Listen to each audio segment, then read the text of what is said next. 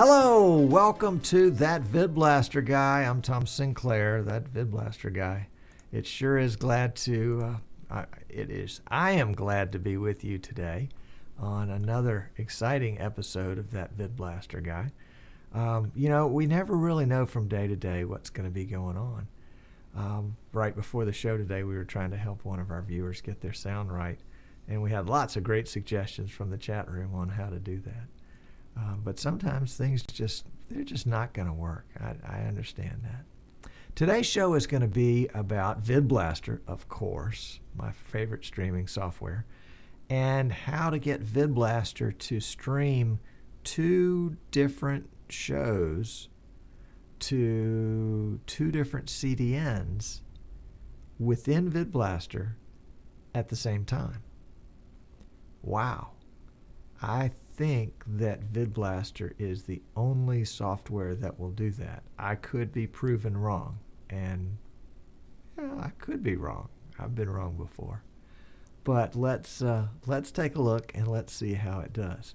But before we get to that, there is a little bit of news in the VidBlaster latest, greatest beta front. A new beta has not yet been released, but I'm crossing my fingers and hoping that it will be any day now. There seems to be some good progress with the new streamer module. Now, as you remember, VidBlaster has a streamer that allows you to automatically connect to Justin TV and Bamboozer and Ustream, and I think Dacast might be one of them now that it automatically connects to. And then you can put in some other proprietary coding from your CDN and stream to that directly through the streamer. And then the streamer also has the ability to send out a stream just out to whatever device on your computer wants to accept it as if it were a webcam, and that's called a VVD, or a virtual video device. And the streamer VVD works with some software and not with others. And anyway, that's the current streamer. The new streamer, which is streamer version 3, version 2 never made it to prime time. Streamer version 3 apparently is going to use a different encoder behind the scenes. Now, streamer 1 uses Flash Media Live Encoder from Adobe, version 3.2. And it runs in the background. If you, the only reason you might know that it was there is if it wasn't, and VidBlaster refused to stream, saying that it couldn't find Flash Media Live Encoder 3.2. And it's a free download from Adobe, so it's not anything that you have to pay money for. Anyway, sorry, got sidetracked. There's a thunderstorm going on here, and I just heard some thunder in the background. So if you're watching live and we go black, we'll be back just as soon as we get some power. The new streamer apparently is using a different encoder, which I think is FFmpeg. And Mike Versteeg, the developer of VidBlaster, posted in the VidBlaster forum this week that he was doing a test with the new streamer, and that compared to the old streamer with Flash Media Live Encoder, that he was showing a significant reduction in CPU usage. Now, obviously, any percentages that he reports would depend on, if your computer has the exact same processor as his and the exact same amount of RAM and all the other finagle factors that can make results vary. But he reports that with with Flash Media Live Encoder, that the encoding process the streaming and encoding process takes about 25% of his PC's usage, CPU usage.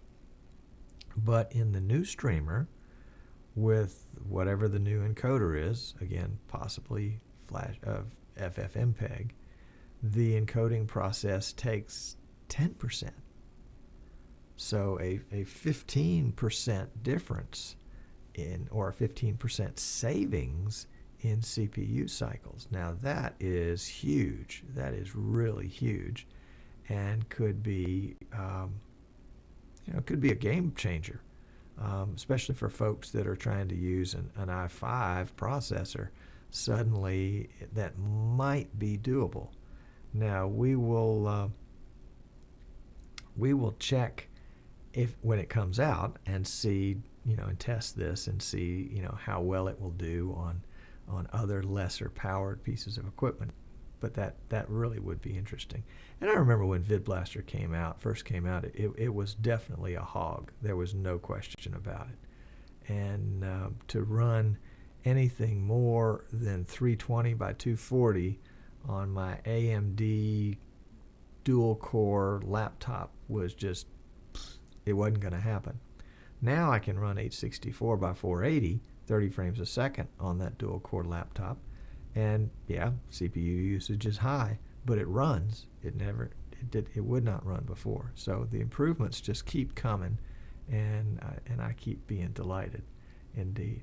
By the way, full disclosure, I am a VidBlaster reseller, and part of the reason for this program is to excite you about VidBlaster, and then the second is to excite you about buying it from me, Tom Sinclair, that VidBlaster Guy.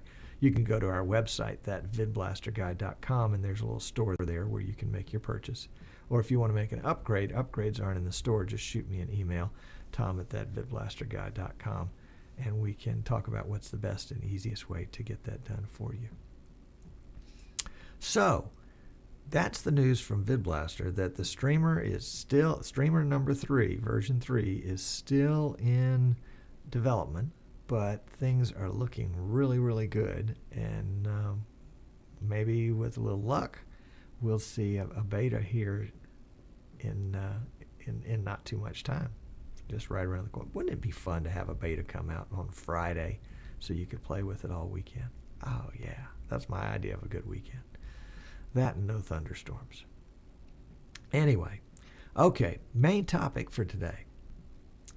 Somebody posted on the VidBlaster forum yesterday asking if VidBlaster would allow you to stream 2 different shows to 2 different servers, 2 different CDNs at the same time from inside VidBlaster. And the answer is yes, with a little qualifier saying almost. And let me explain the almost, or I'll get to the almost in just a second. But yeah, VidBlaster will do that. I think VidBlaster is the only software that will do that. But I could be wrong on that, and certainly will post a correction if I find out that that's not the case. In VidBlaster, basically, you have the ability to have the streamer that we just talked about stream, and then you also have the ability, if you have one of the higher versions or higher editions, of VidBlaster, like the Studio or the Broadcast, you have the ability to output a different stream as a virtual video device, so that a separate encoder, like Flash Media Live Encoder, could pick up the video from that and send it to a different CDN at a different bit rate, a different frame rate, a different resolution if you wanted to. So essentially you could have 2 separate streams going 2 different directions at the same time from inside the same software. So I set up a little test on that earlier, wanted to see if that was indeed the case. And let me see if I can cue that up now and show you guys what I did. Yeah, hang on one second. Let's go here.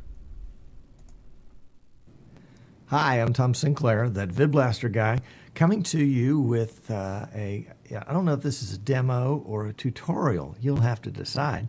Basically, how to stream 2 separate streams to 2 separate CDNs from inside VidBlaster. Got a little thunderstorm here in the background, so just try to ignore that. If everything goes black, you'll know what happened. Anyway, what you see in front of you is the VidBlaster default profile. Now, I'm using the broadcast version, so it has a slightly different skin, but essentially we've got what happens when we pull up VidBlaster for the very first time. And let's just sort of maximize these windows here so we can get some more work done here. And what we're going to do, well, let's just bring our program module out of the way for a moment. Let's add a monitor module, which looks blank, and we will assign it as the source of preview. And then let's add a switcher module. I'll bring this down here. And by the way, this will only work with the studio or broadcast versions, because the switcher bar down here at the bottom, switcher module, is essential. Let's add another camera, and I'll show you why in just a second. And we'll leave that right there, and we'll just assign that. We've got a little desktop cam just to show what's going on the desktop. And so camera 2 we'll put in preview. There we go. Now you can see the program module here at the top, the preview module here in the bottom. And let's add an output module. Obviously, if you're doing a big fancy stream, you're going to have more modules than these, but I didn't want to confuse you with a bunch of stuff. So we've got the output module and the streamer module kind of side by side, because we're going to use one to go out one direction and one to go out the other direction. The streamer is always assigned to use the program module as its video source. So we're going to tell the output module to use the preview as its source, and its destination is going to be the VVD. So when we turn it on, we'll see that the preview is now being sent to output, and the streamer, we know already, will do program. So we would, in the streamer, we would right-click, we would come down to Stream 2, we would select Flash Media Server, and then we would go back into our, let's see, what is it? Our settings to put in the stream URL and the stream name, username and password if necessary, and then click Start to Go. Well, that's not going to work because I didn't have any settings going. Let's see, let's stop that. And just for the sake of argument, we're going to put virtual video device there so you can see that we've got two streams going. Now, for this second stream, the output module stream, we'll have to start Flash Media Live Encoder. So let's get that Flash Media Live Encoder fired up, and I'm just going to overlay it here over the VidBlaster window. And we will use VidBlaster VVD, where is it? VidBlaster VVD, there we go, as our video source. And let's select 864 by 480 because that's what we're coming in at. And just for the sake of making this easier to see, let's put these down a little smaller so we can see. There we go. And that is the output. Let's see, 30 frames a second, VidBlaster. We might stream it at 1500 to 864 by 480. And then our audio device would be whatever our audio device is. And we can do the same thing in the streamer to set an audio device in the streamer. And let's go back to that one. Here in the streamer, if we were set, let's see, let's turn the streamer off, right-click it, Stream to, and we're going to put in Flash Media Server. Again, we just did virtual video device so that you could see it pull the program feed up there, but Flash Media Server is now our destination, and our audio device now allows us to select an audio device. Now we can select whatever audio devices are available in our PC. So if you've got, two audio devices set up with, two different live mics, you can stream two separate events at the same time with separate audio, separate video. And then you would use the switcher down here as a way to switch between cameras or effects modules if you wanted to do side-by-side or something like that. It's the right solution if you need to be able to do two separate streams to two separate CDNs, and never the twain shall meet. And, it might be kind of fun if you were doing a show and then kind of had a background behind the show, and we're streaming them both at the same time so folks could kind of see what's going on right in the show and then kind of the behind-the-scenes show. that would be streamed simultaneously. Could be a lot of fun. Anyway, I'm Tom Sinclair, that VidBlaster guy, with how to stream 2 different shows at the same time to 2 different CDNs from inside VidBlaster. Thanks for tuning in. Look forward to seeing you soon. How about that? How about that?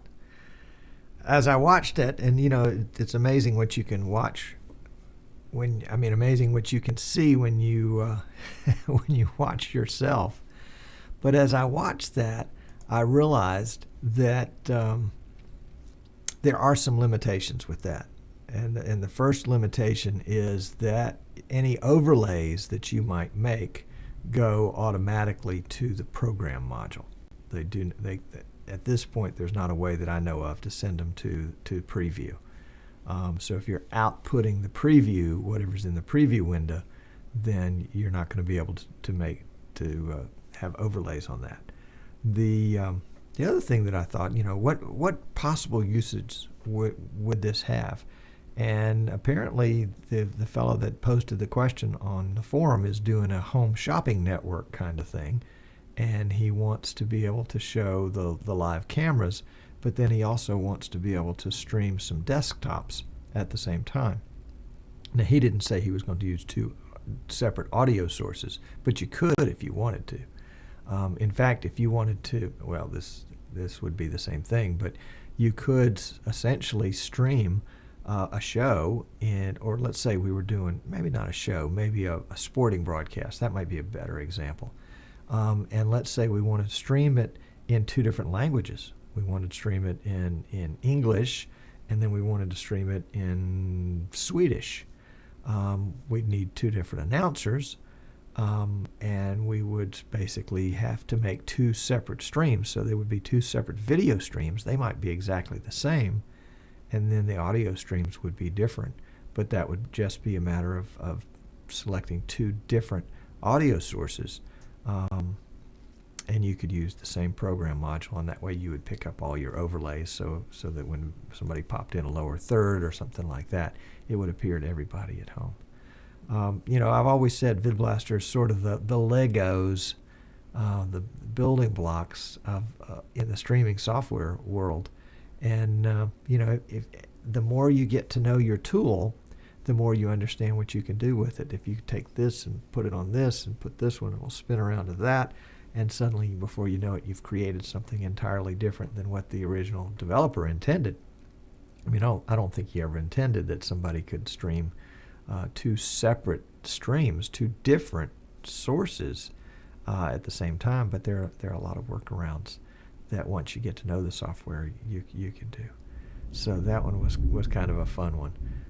How to stream 2 different video streams and 2 different audio streams to 2 different CDNs from inside VidBlaster at the same time. And I did say that I was going to kind of qualify that because you did have to use Flash Media Live Encoder separately in that case. So that's cheating just a little bit. But anyway, I thought you would find that interesting, and you may find a good use for it. Or it may be the kind of thing that if you said that, and this happens with me all the time, that if you can do this, this, and this, then you can do that, and that by changing just a few things. So this may give you some ideas of how to do some other great things with VidBlaster. Love to hear them. When you get a chance, you can write me, Tom, at thatvidblasterguy.com. If you have questions about VidBlaster and you think I can help, I'm certainly willing to answer a question. If it gets into an extended exchange, we might want to ask you to buy either a one-time support package or a year-long support package if you wanted to get support with us for a longer period of time. Any of our customers that buy VidBlaster from me automatically get the support, so you don't have to pay extra for that. And support means email and, in emergencies, telephone. And that's right. I owe somebody a phone call right now. I'll have to make it right after the show. So that's it. That went pretty smoothly. Oh my goodness, I'm excited. Coming up in future episodes of VidBlaster, we are going to be reviewing version 3.23 when it's released with the new streamer module, and I'm really happy and excited about that. That's going to be a ton of fun. I continue to find, what's the right word? I guess convenience. The undocumented trick that we talked about a couple of weeks ago when you're using the camera version 3 module, and you hold down the control key and the shift key at the same time, and then right click the module, that allows you to go into what they call debug. And if you go into debug, then it allows you to go into properties, which allows you to have access to the controls for your camera. So you can do that from within VidBlaster. And I was doing that, it was pretty funny when I was setting up the tutorial earlier. I tried to do it on that camera module, but I forgot that was a camera version 1 module where that feature was not available. So only camera version 3 is where that feature is available. But it's a great shortcut. So if you know some good shortcuts, shoot them to me, tom@vidblasterguy.com, and I will share them on the show and give you full credit, and you get 100% of the revenues that go along with that. 100% of the revenues that we get as a result of sharing that trick. Yeah, that's good. Well, it's been a treat to be with you this afternoon, this stormy afternoon, coming to you from our studios here in the little town of Fairhope, Alabama, on the Gulf Coast, the Gulf of Mexico. Look forward to having you back with us again. If you're watching us on YouTube, we'd love to have you show up for a live show. We're on Wednesday afternoons, 3 o'clock Eastern and 8 o'clock in London. And then we have a second segment that'll be coming up. Again, if you're watching us live, we'll have a second segment that'll be coming up. Our new spin-off show called Streaming Idiots that we'll have in just a bit. And we post that YouTube video on Fridays, so that'll give you a chance to watch the Wednesday show and then have something to look forward to on the weekend. But I'm Tom Sinclair on behalf of all the folks here at that VidBlaster Guy. That would be all three of us, me, myself, and I. Thanks for tuning in. Look forward to having you again at some point in the future. And if I can help you, just let me know. Glad to. Take care.